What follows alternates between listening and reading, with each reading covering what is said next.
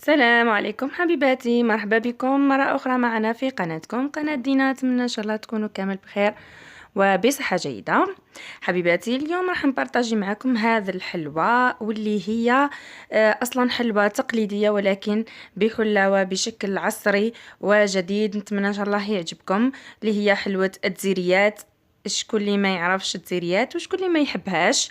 اليوم جبتها ان شاء الله بهذا الشكل، ان شاء الله تعجبكم. هي طريقة سهلة جدا وكذلك حتى الشكل سهل جدا. اتمنى ان شاء الله تتابعوا معايا الفيديو للاخير باش تكتشفوا معنا الوصفة والطريقة تحضيرها. واي تساؤلات او استفسارات ما طرقتش ليها في الفيديو راح نجاوبكم عليها ان شاء الله في التعليقات. خليوا لي استفساراتكم او اسئلتكم اسفل الفيديو في خانة التعليقات. اذا ها هي الحلوى نتاعنا، راح نقسموا حبه كما تعودنا باش نشوفوا القوام تاعها وشكلها كيفاش جاء من داخل. هاي ليكم تجي طريه ومعسله من داخل. نتمنى ان شاء الله تعجبكم وتجربوها. اذا هاي ليكم حبيباتي. كاين بزاف منكم اللي طلبوا مني حلوه معسله وحلوه باللوز. انا هنا اليوم عملتها بالفول السوداني، ولكن تقدروا بطبيعه الحال تعوضوه باللوز. اذا نبدا مع بعضنا. بسم الله الرحمن الرحيم. عندي هنا 3 كيلات فرينه او دقيق. عندي نفس الكيلة درتها نصف، يعني نصف نفس الكيلة مارغرين ذوبتها وخليتها حتى بردت تماما. عندي هنا ملون غذائي ابيض، قرصة ملح وفانيلا، وكذلك اهم حاجة ماء الزهر باش نلمو العجينة. اذا قبل ما راح نبدا نلم العجينه تاعي راح نخلط المكونات الجافه اللي هي عندي الفانيلا والملون الغذائي الابيض وقرصه الملح. ندخلهم مع بعضهم في الدقيق باش بعد يجيني اللون، يدخل اللون بسهوله. الان عندي نصف الكيلة نتاع المارغرين اللي ذايبه، زدت لها كملت حتى تعمرت الكيلة ماء زهر، ويكون الماء زهر جبته من قبل من الثلاجه حتى اكتسب درجه حراره الغرفه. نخلطهم مع بعضهم باش يكتسبوا نفس درجه الحراره. ثم راح نفرغ الخليط نتاعي فوق الدقيق، ونحاول البنات على قد ما نقدروا نلموا فقط العجينه، يعني نحاولوا ما ندلكوهاش وما نعجنوهاش بزاف. كيما راكم تشوفوا حبيباتي نلموا العجينه. اذا حسيتوا بلي العجينه مازال ما ناقصتها شويه ما زهر، يعني ما تلمتش مليح، تقدروا بطبيعه الحال تزيدوا شويه برك ما زهر. العجينه ما لازمش تكون جاريه، لازم تكون متماسكه، وراح تحصلوا عليها هكا كيما راكم تشوفوا عجينه لينه في نفس الوقت متماسكه وملساء. راح نلموها ونغطيوها ببلاستيك غذائي ونحطوها ترتاح في الثلاجة على الأقل مدة ساعة كاملة فما أكثر. يعني أنا هنا خليتها حتى باتت نورمال، خدمتها في الليل وخليتها حتى الغدوة باش خدمتها. من بعد راني نحيت طرف من العجين، راح نلونو باللون البنفسجي. هنا البنات لكم كل الاختيار، كل الحرية في اختيار اللون. اخترت أنا هذا اللون، ثم خيروا اللون اللي بغيتوه. حطيت كمية من الملون الغذائي البنفسجي، استعملت الغبرة، ضفت له قطرات من ماء الزهر وعجنتها حتى تحصلت على هذا اللون. نغطيها بلاستيك غذائي ونتركها كذلك ترتاح. اذا هنا الحشو عندي 3 كيلات من الفول السوداني او الكاوكاو حمصته، ولكن خليوه لازم يبقى اللون تاعو ابيض افضل.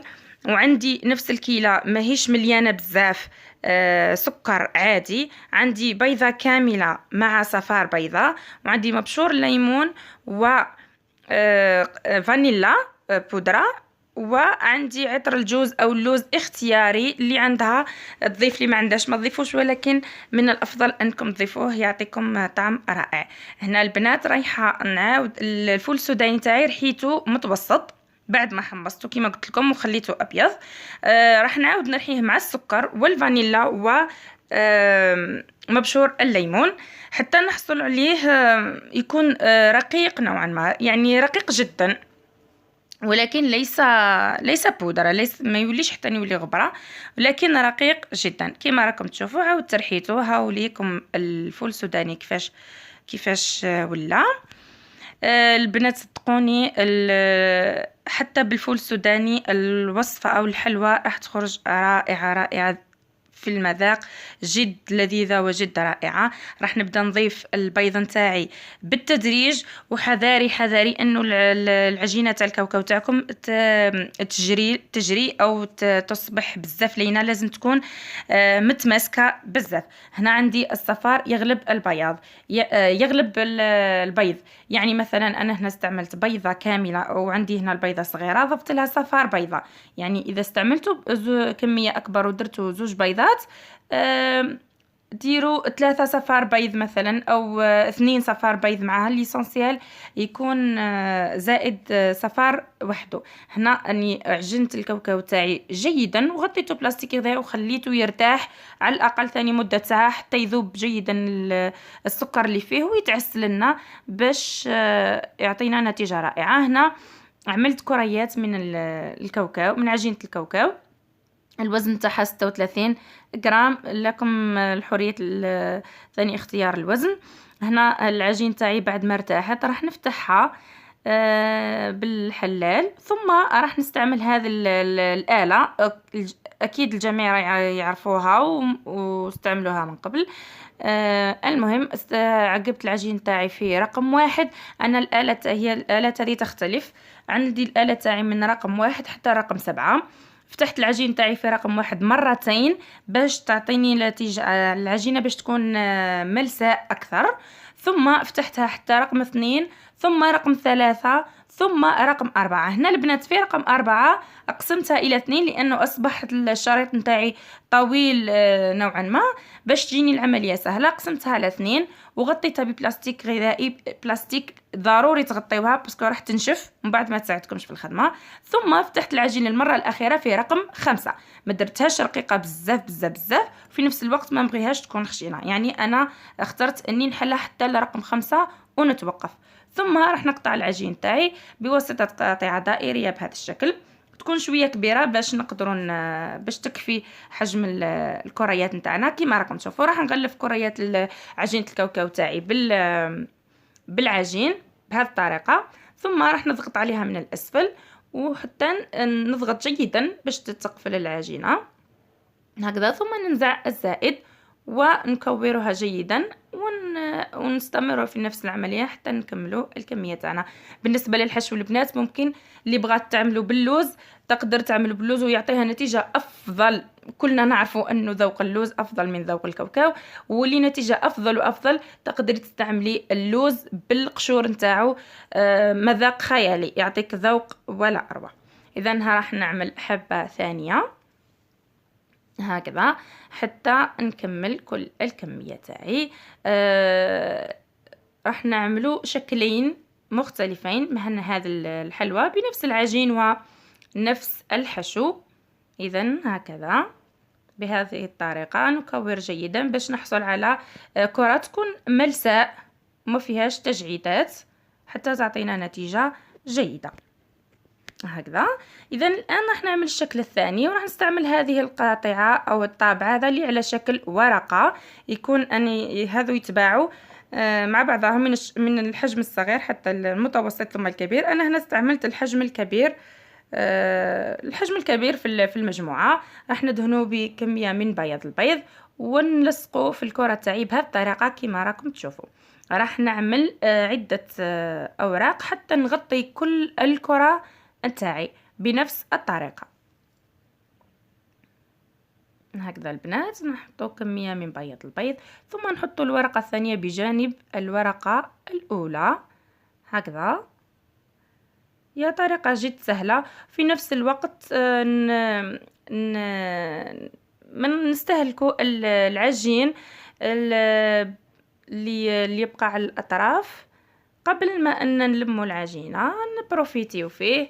راح نعملو بهذه الطريقة هكذا حتى نكمل كل الكرة نتاعي تعطينا شكل جميل وجديد هكذا البنات. ثم بعد ما نغطي كل الكرة نتاعي راح نضغط عليها من فوق كما راكم تشوفوا، راح تعطينا ما يشبه شكل المزهرية او شيء من هذا القبيل. كما راكم تشوفوا نضغط عليها جيدا من فوق هكذا. هاي ليكم البنات، نتمنى ان شاء الله تكون الطريقه والشكل واضحين. راح نلم الباقي تاع العجين تاعي ونغطيه، نلمو ونعجنو ونغطيه بلاستيك ونترك العجينه ترتاح ونعاود نستخدمها مره اخرى. هاي ليكم حبه واحده اخرى. حاولوا تفتحوا الاطراف من فوق باش نخليو مكان للتزيين وتعطينا شكل في نفس الوقت شكل جميل ورائع. الآن رايحة نفوتوا لمرحلة التزيين.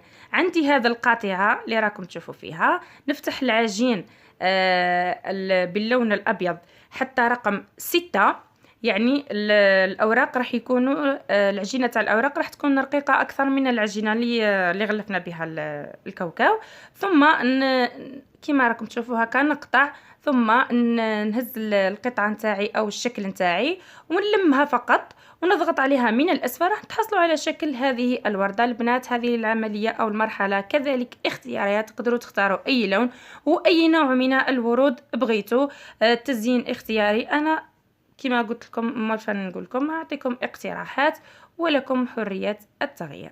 ثم راح ندهن بكمية من بيض البيض ونضغط، نحط هذه الأشكال تاعي ونضغط عليه بواسطة هذه الأداة حتى تثبت تماما، ونكمل هكذا حتى نستمر في هذه العملية حتى نكمل الحبة نتاعي. أنا اخترت أني نضع وردة بيضاء في الوسط وندور عليها الوردات باللون البنفسجي بهذه الطريقة. البنات نضغط عليها جيدا حتى تثبت. في العملية جد سهلة البنات، ما تخافوش منها ولا تذرحوا، راهي بالعكس أنا نشوف فيها عملية ممتعة لأنه راح تعطيك حلوة جميلة وتحسي بأنك قدرتي تعملي حاجة ترضيك وتعجبك في نفس الوقت، مذاقها جد رائع.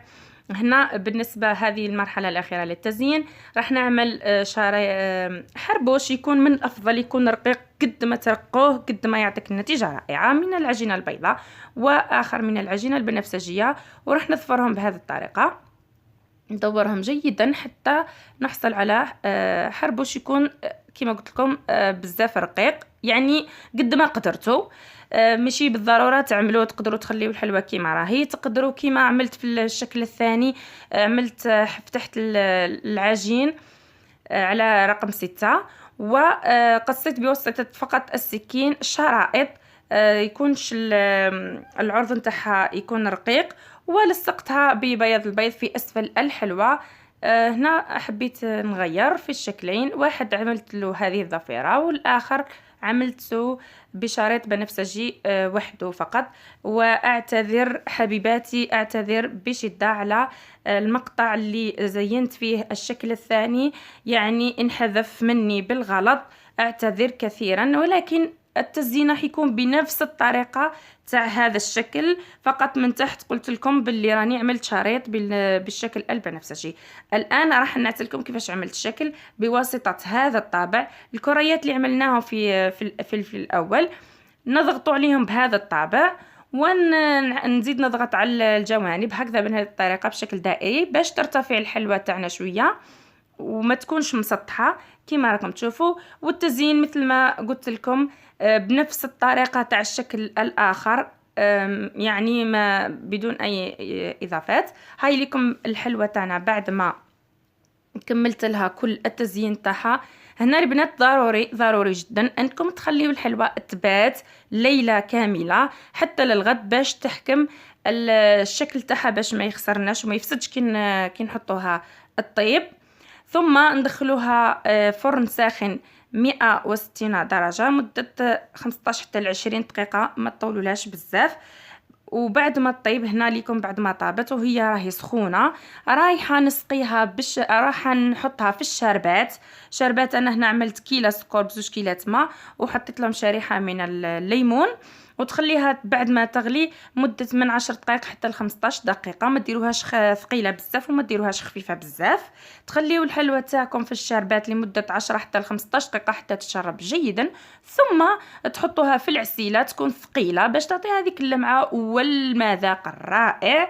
تخليوها 4 5 6 دقائق ثم تحطوها تقطر.